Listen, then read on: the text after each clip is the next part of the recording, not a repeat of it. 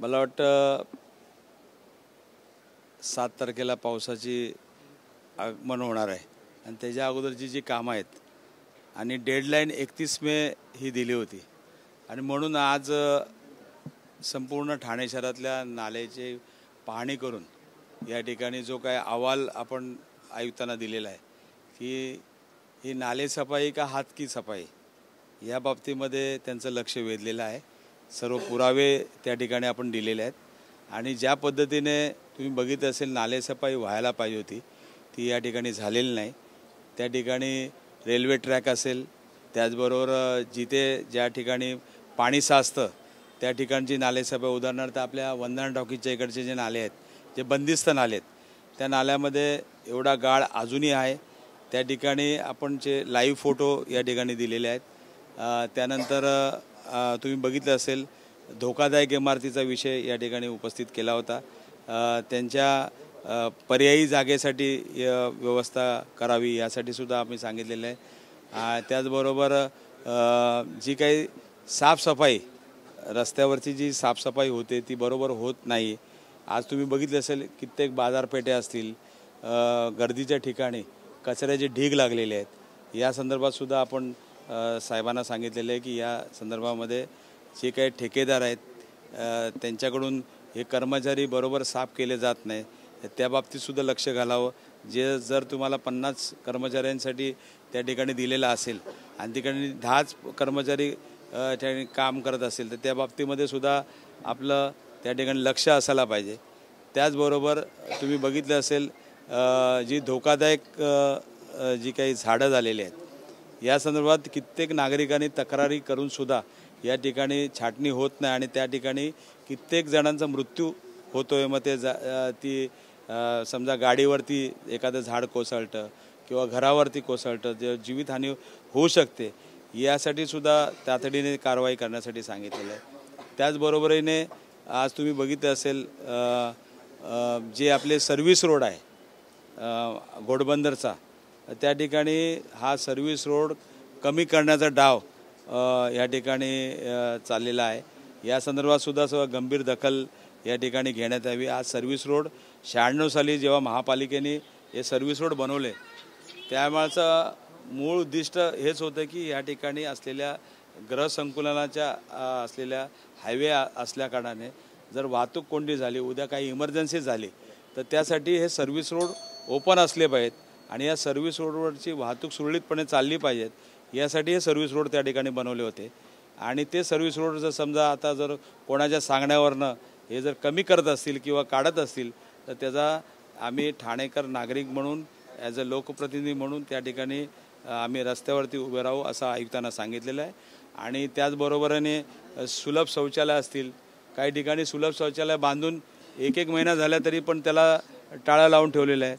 ते कोणाच्या तरी सांगण्यावरनं हे जे काय चालू आहे।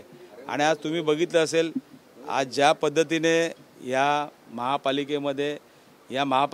आम्ही या ठिकाणी नगरसेवक, महापौर, आमदार, 2दा खासदार या महापालिकेच्यामुळेच आम्ही झालेलो आहे आणि आमच्या डोळ्यात देखत या महापालिकेची चाललेली वाताहत बघतोय।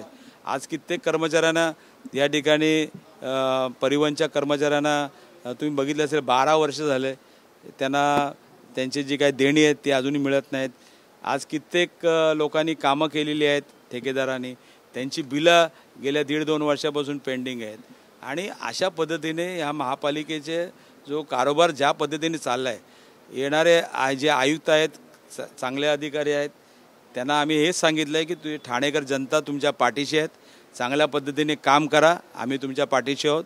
एखादा चुकीचं काम होत असेल त्याच्यावरती कारवाई झाली पाहिजे या संदर्भामध्ये आम्ही त्यांना सांगितलेलं आहे आणि आम्हाला विश्वास आहे की येत्या 8 दिवसामध्ये जी काय आम्ही परिस्थिती त्यांच्या समोर ठेवलेली आहे ती कामं लवकरात लवकर होतील।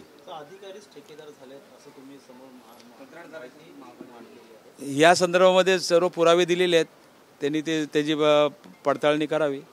होर्डिंग संदर्भात अनेक विषय की होर्डिंग एक साइड बिझनेस झालेला आहे, त्यामुळे अनेक लोक त्यामध्ये पैसे गुंतवतात। मला वाटतं होल्डिंगच्या संदर्भामध्ये या ठिकाणी आम्ही त्यांना सांगितलेलं आहे की महापालिकेचं नुकसान या ठिकाणी होतं आहे।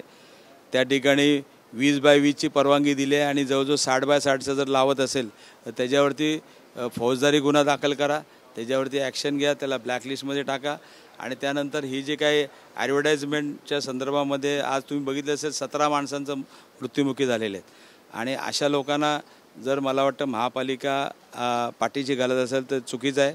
या संदर्भात सुद्धा त्या ठिकाणी कारवाई करायला सांगितलेली आहे. आशिष शेलारने तक्रार दाखल केलेली आहे. 20 तारखेचं एक ठाकरेंचं एक तक्रार परिषद झाली होती, त्यात तपासून पाहावं असं त्यांनी सांगितलं. सोडून द्यावं ते कोण शेलार, ओळखत नाही. वॉररूममध्ये आपण सीसीटीव्ही फुटेज लावलेला आहे. 24 तास तिकडे आपण कर्मचारी बसलेले आहेत. 4 तारखेला मतमोजणी आहे.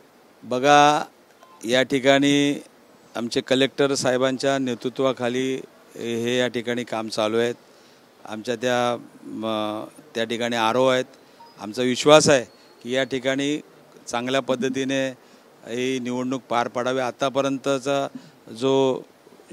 जे फक्त आता मला वाटतं काउंटिंगचीच प्रक्रिया फक्त बाकी आहे. बाकी आतापर्यंत शांततेने ही निवडणूक हाताळली गेली आहे. त्याबद्दल त्यांना धन्यवाद देतो. खास करून पोलिसांना पण धन्यवाद देतो. महापालिकेचे आयुक्त असतील, कलेक्टर असतील आणि संबंधित आरो असतील, त्यांनी चांगल्या पद्धतीने ही यंत्रणा राबवल्याबद्दल त्यांना धन्यवाद देतो. मला वाटतं या संदर्भामध्ये जो रेल्वेचा जो प्लॅटफॉर्म आहे ते वाढवतो आहे आपण. त्यानंतर ही सुविधा देण्याकरताच हे मेगा ब्लॉक घेतलेला आहे आणि ते काम लवकरात लवकर होईल. आज त्या संदर्भात सुद्धा आयुक्तांना आम्ही सांगितलेलं आहे की पर्यायी ज्या परिवहनच्या बसेस आहेत या ठिकाणी तुम्ही त्याच्या फेऱ्या त्या ठिकाणी वाढवल्या गेल्या पाहिजेत. मुंबई महापालिका असेल किंवा इतर कल्याण महापालिका असेल, इतर महापालिकेच्या परिवहन सेवेची सुद्धा या ठिकाणी व्यवस्था करण्यात यावी अशी आम्ही त्यांना आयुक्तांना विनंती केलेली आहे.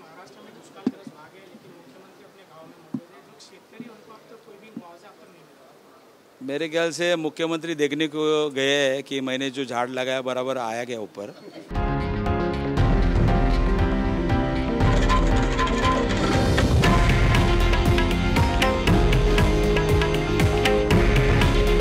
हे आहे देशातील नंबर 1 न्यूज नेटवर्क आणि आपण पाहत आहात TV9 मराठी. काळजी तुमची, हित महाराष्ट्राचं.